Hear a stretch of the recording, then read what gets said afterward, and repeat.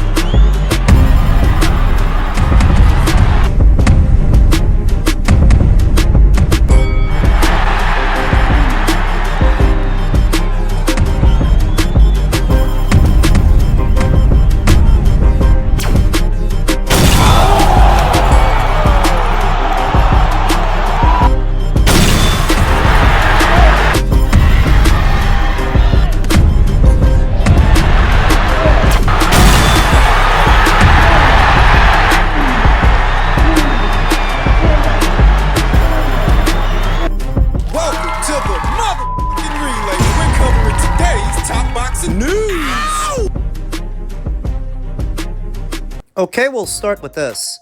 Another look at Tammara Thibeault's upcoming bout with Dreiling that is scheduled for 3-minute rounds. Not the customary 2 that we see in women's boxing. Tammara Thibeault made her debut fighting 4 3-minute rounds, and this upcoming fight is going to be 4 3-minute rounds. Though there is a caveat, there is a drawback that if Tammara continues on this path and tries to normalize fighting for 3-minute rounds, she may not be able to fight for the World Boxing Council's title. The World Boxing Council that will not sanction a women's boxing match for 3-minute rounds. They have made that crystal clear. So as Tammara continues to develop and climbs up the ranks, she can go another route, at least momentarily, the WBO route, the WBA, the IBF. They take no issue with women fighting for 3-minute rounds, but if there comes a time where she has picked up the other titles and wants to complete the set, she's going to run into a wall with the WBC. There is also the added drawback that as Tammara becomes more accustomed to fighting for 3-minute rounds and having that additional minute to work and to box, if she ever has to adjust, it'll be a faster pace than what she is used to. The campaign to normalize 3-minute rounds in a women's boxing match instead of just 2. I'm ambivalent. I've got mixed feelings because I actually like the 2-minute rounds. The theory is that if the girls have more time to work, they'll have more time to do damage and thus produce more knockouts. But it's not actually necessary to have that additional minute because look at Gabby Fundora. She just stopped Gabriela Alanis, she stopped Arely Musinho before that, and she stopped Cristina Cruz before that. It's not actually necessary that they box for 3-minute rounds to produce knockouts because I see women getting knockouts all the time. They're just flying lower on the radar than some other girls. Nazarena Romero produces knockouts. Miyamoto at that same weight knocked out Shannon O'Connell. But that's the theory, that if the girls have more time to work, they'll have more time to do damage and thus produce more knockouts, which will help to make the sport more fan-friendly. Where I'm of the opinion that less time in the round makes for a faster pace, which makes the fights more fan-friendly, which has led to the boom we've seen in women's boxing the last 7 or 8 years. There are very few lulls in the action. It's non-stop action, which I think helps to make the sport more marketable and the fighters. So I'm not actually sure that that additional minute is necessary, but there are those out there who are proponents. Tammara Thibeault is one among them. I think she's going to stop Dreiling. She's going to knock her out. I was taken aback by Tammara's professional debut against Natasha Spence, who she hurt several times, laying into her, showing a lot of aggression and good range control, good boxing, and good power. She's strong, very strong, and Dreiling has been knocked out at least once before. I think Tammara will rack up her first recorded knockout in her next fight in March. Tammara is that fresh new face, that breath of fresh air that the women's middleweight division sorely needs, that has lost steam ever since fighters like Clarissa Shields and Savannah Marshall have moved up and moved on. There hasn't been a lot of traffic at 160, but Tammara can help to liven things up. She's got a sparkling personality, legs till next Tuesday, and a fan-friendly style that isn't hard to digest. Very excited about this fighter, looking forward to her ring return. I would like to see her fight at least 3 to 4 times this calendar year. Get those rounds in the bank so that she can challenge for a title sometime after that. Not this one. This year's gotta be all about banking rounds, gaining experience. That's the first order of business. She's already talented, more talented than most of the girls you'll find at 160 and just anywhere at or around these weights. She's already got that. All she needs are the rounds. Look for the ring return of Tammara Thibeault next month on the 7th, north of the border in Canada, on a most valuable promotion show broadcasted on DAZN. Men's light heavyweight news. Malignaggi recently chimed into this past weekend's light heavyweight contest, saying that both David Benavidez and David Morrell have long surpassed Canelo Alvarez in terms of their level. By doing what? Fighting each other? A boxing take that I find grossly negligent and offensive from someone who's supposed to know better, but Malignaggi is one of these guys to where when he makes up his mind, he makes up his mind, and there's no coming off of that. Because what did either David Benavidez or David Morrell prove at super middleweight that Canelo didn't? What did they do that he didn't do? He fought all the champions that were there, unified the entire division in just 11 months, and you've already decided that David and David, not having done that, are better than him. And at light heavyweight, Canelo Alvarez has already faced not one, but 2 world champions in the light heavyweight division where they've faced none. All they did was fight each other. 2 guys from 168 at 175. Canelo's actually been a champion at that weight, albeit very briefly, but he was one, by beating then-champion Sergey Kovalev. And I know what you're gonna tell me. You're gonna tell me that Sergey was old, that Sergey was past it. But what was Alexander Vajdik when David Benavidez fought him? A year older than Kovalev when Canelo fought him. You're gonna tell me that Sergey had gotten knocked out. He got knocked out before Canelo fought him. Yeah, and Vajdik got knocked out before David Benavidez fought him. The difference is, David didn't knock him out. He didn't stop him. Like Artur Beterbiev stopped him years before. He didn't stop him. Like Canelo stopped Sergey Kovalev. You say that David Benavidez and David Morrell have surpassed Canelo Alvarez in terms of their level, but by doing what? By beating who? What scalp did either of those fighters collect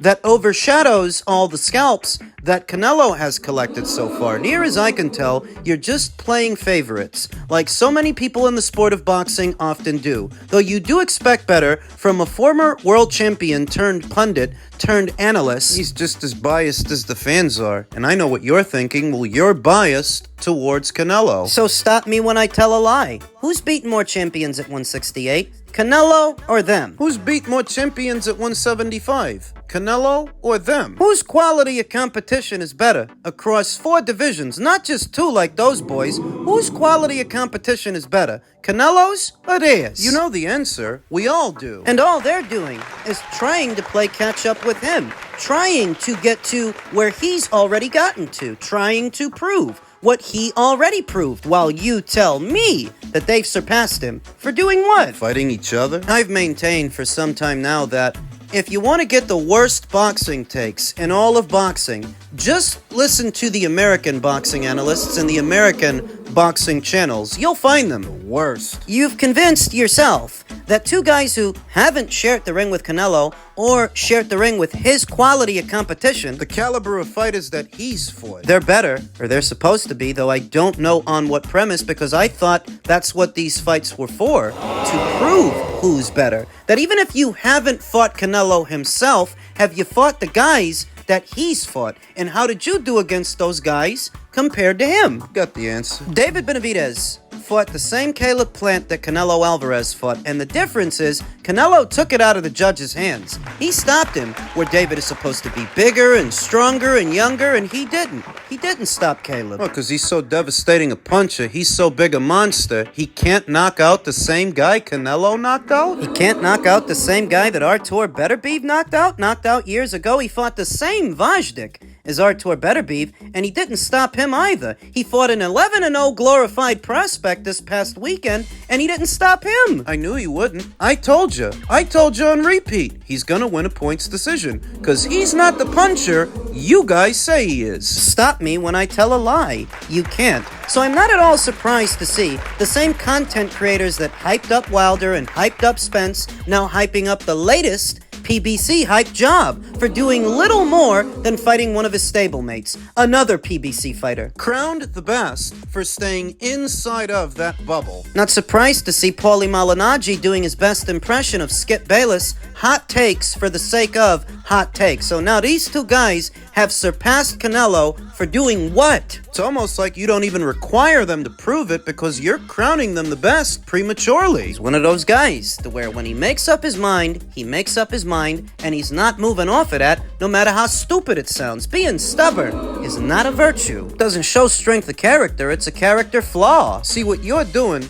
is you're trying to spite Canelo for having not fought these two fighters. That's what you're doing. But by that reckoning, I guess Amir Khan must have been better than your buddy, Floyd Mayweather. Amir Khan must have been better, Keith Thurman, Paul Williams, Erislandy Lara, Antonio Margarito, because Floyd never fought them. Never mind who did, and never mind who beat them, because your whole thing is if you don't fight that guy, he's better than you. That's what you're doing with Canelo right now. Don't start up about the eye test, the goddamn eye test, because how many people used their little eye tests on the Fury versus Usyk fight and got it wrong? Guess who got it right? Both times. I don't want to hear about an eye test. Skill in the sport of boxing is measurable based on who you fight, who you beat, and what you manage to accomplish. So when two less accomplished fighters are being held up against Canelo, I think those eggs are gonna need more bacon because David Benavidez ain't got half the resume Canelo has, and David Morrell has done even less. Americans value the hype more than the substance, the momentary high. It didn't always used to be this way, but this is how they compensate for not producing the kind of boxers that they used to. Like how major companies want to meet a demand, so they start to cheap out on the ingredients. That's what's happening now. You end up with a lower quality product that has more filler. That's what David Benavidez is. You don't like to hear it? Then stop coming here, because I ain't gonna change my tune until he proves me wrong. And he won't. Wilder didn't. Spence didn't. You think it's gonna be different with him? You ain't learned nothing? Stupid. And you're not stupid because of what you don't know. Nobody knows it all. No, what makes you stupid is you don't want to know. You don't want to listen. So don't listen. You'll just end up looking stupid again. All I gotta do is sit back and wait. I've warned you. I already warned you. Them PBC guys ain't what you think they are. That's why they stay in that bubble. Because outside of it, it's a lot harder to stay in character. And it's not just that way for them, it's that way for everybody. When the best fight the best. That's how it's gonna be. And how it's always been, while you guys advocate for David to not go to Saudi and not box the undisputed champion because you'd prefer to keep up this illusion that he's on par than actually finding out. You don't want to, because you don't want him to end up like Spence. Deontay Wilder, you know what's waiting for him. You've read this book before. And what content creators continue to put him on a pedestal for online metrics don't want to get hit in the pocket should he suffer a loss. So you don't actually want to find out if he's that good. Coward. Nothing but a bunch of goddamn cowards. That's all you are. That's the best you can do. Saw David Morrell's comments after the fight. He said, "First of all, I want to ask you to God for one more day of life.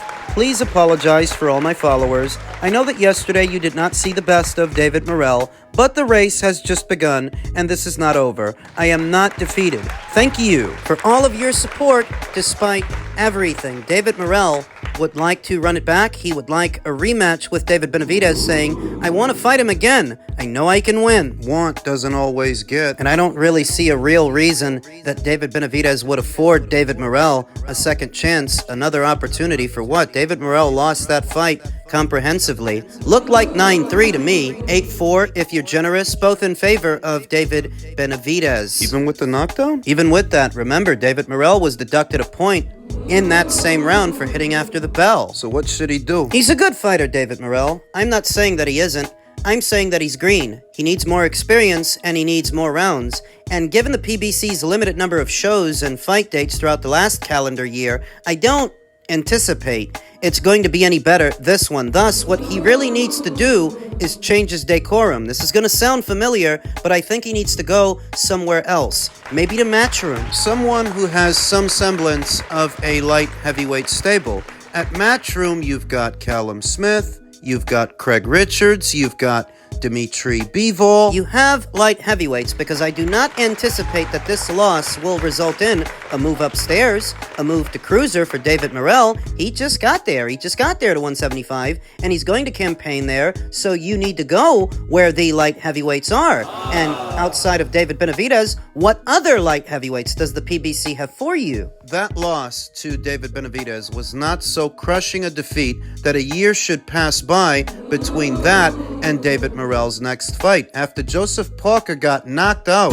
got stopped by Joe Joyce, it didn't take him long to come back. Thus, it shouldn't take David Morrell long to come back. Look at the surge that Joseph Parker is having. I think he's on a 4-fight winning streak now, and it's all because he didn't let a lot of time pass in between his loss to Joe Joyce and his ring return. David Morrell should be of a similar mindset because here's reality. You're a Cuban fighter that doesn't have a built-in fan base in America like a Mexican fighter or a Puerto Rican fighter. You're not a big draw. You don't speak a lick of English, so there is a language barrier, and that does affect how marketable you are, how marketable you're not. It could be a while before you get another fight, a rebound fight. The PBC don't got a lot of fight dates. They ain't doing a lot of shows. How well this victory ages for David Benavidez is contingent upon what happens next for David Morrell. And if he waits too long to get back out there and lets that loss fester,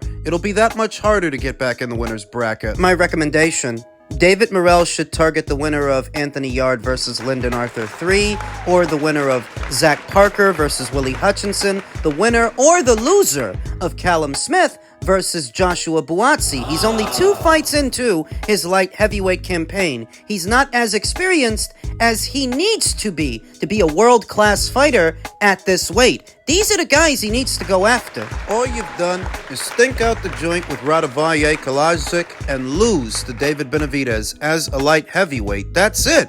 But it doesn't have to be that way. You make some major moves now and change your decorum. This time next year, you could be doing a lot better. You could be in a very different place. But you have to act fast. He's not a bad fighter, David Morrell. There are some good raw materials there. But they need to be developed. His ring savvy, his instincts. You can't just let David Benavidez tee off, letting go of 4 and 5 punches at a time in a round. Too much time is passing by without you doing nothing, without you landing some punches. And you don't yet have that situational awareness that comes with experience, that you can't punch in sequence. Waiting for it to be your turn. By the time it is, the round is almost over. He showed good defense. Tucked behind those earmuffs, he just stayed behind them too long. You gotta work harder to punch in between. It's easier said than done. All things are. But that's what you've got to do. Not doing enough of that is why you lost. He showed he had the power to hurt David Benavidez and at minimum knock him off balance, as there still are some debates